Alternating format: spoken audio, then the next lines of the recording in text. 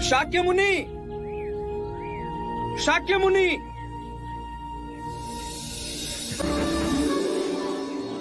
अति शुभ समाचार है। सुदत मन के बहुत पक्के हैं।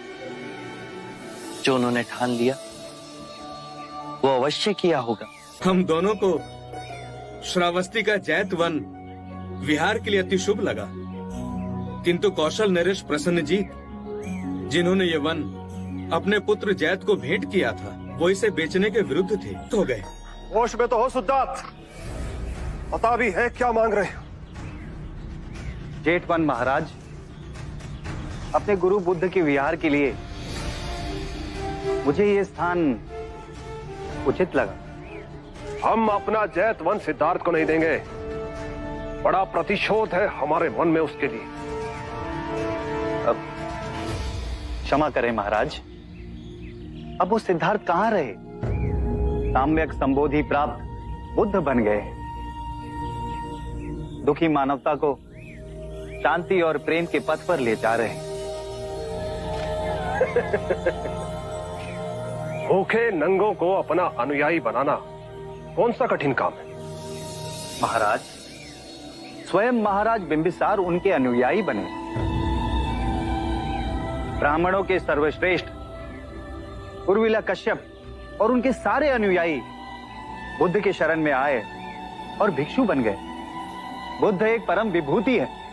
यदि ये निधि श्रावस्ती आएगी तो अनगिनत मनुष्यों का कल्याण होगा महाराज। तो चलो, मानवता के कल्याण हेतु मैं तुम्हें ये वन दे दूंगा, परंतु तुम्हें इसका मूल्य चुकाना होगा। जो आप कहें महाराज, मुझे स्वीकार है। जैतवन की जितनी भूमि को तुम स्वर्ण मुद्रा से ढाक सको, उतनी भूमि तुम्हारी हो। परंतु याद रहे, एक सुई की नोक भर धरती भी मुद्रा से ढक जानी चाहिए। मैं पूर्ण चेष्टा करूंगा महाराज। ये सारी मुद्राएं बैलगाड़ियों में लदवाकर जैत वन की धरती के हर कोने को पूरी तरह से ढांक दिया, और जब सब धन व्यय हो गया तो सुदत की जो बची संपत्ति थी उसे बेचकर और स्वर्ण मुद्राएं खरीदी और उससे हर एक कोने को ढांक दिया। हमें विश्वास था कि तुम हमारी कठिन शर्त पूरी नहीं कर सकोगे। मुझ में इतना सामर्थ्य भी कहां था महाराज। ये तो बुद्ध की कृपा है कि मैं अपने दिए हुए वचन को पूर्ण कर सका। सिद्धार्थ से तुम इतने प्रभावित हुए सिद्धार्थ कि जीवन की पूंजी, अपनी सारी कमाई दांव पे लगा दी। सिद्धार्थ नहीं रहे वो। हम असंख्य सोए हुए मनुष्यों में केवल एक ही है जो जाग गया है, बुद्ध बन गया है। बुद्ध के जहां जहां चरण पड़ेंगे वो धरती पावन हो जाएगी, तीर्थ बन जाएगी। यदि आपने मुझसे मेरे प्राण भी मांग लिए होते तो वो भी मैं भेंट कर देता। फिर ये धन तो बहुत तुच्छ है महाराज। व्यक्ति के नाम के अनुसार उसके गुण, उसके आचरण बहुत कम मेल खाते हैं, परंतु जैसे तुम हो उतना ही शुभ तुम्हारा नाम भी है।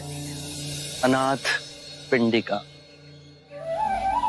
अनाथ, जो दीन है, जो क्षीण है, उनके लिए तुम्हारी पिंडिका सर्वदा खुली रहेगी।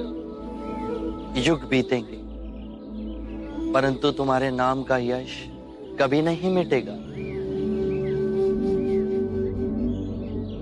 प्रेम से दिया हुआ रूखा सूखा भी रुचिकर हो जाता है। तुमने तो अपना तन, मन, धन सब कुछ लुटा दिया। आभार तुम्हारी इस मैत्री का। आप जेतवन पधारेंगे ना बुद्ध? अवश्य, मैं जेतवन अवश्य पधारूंगा।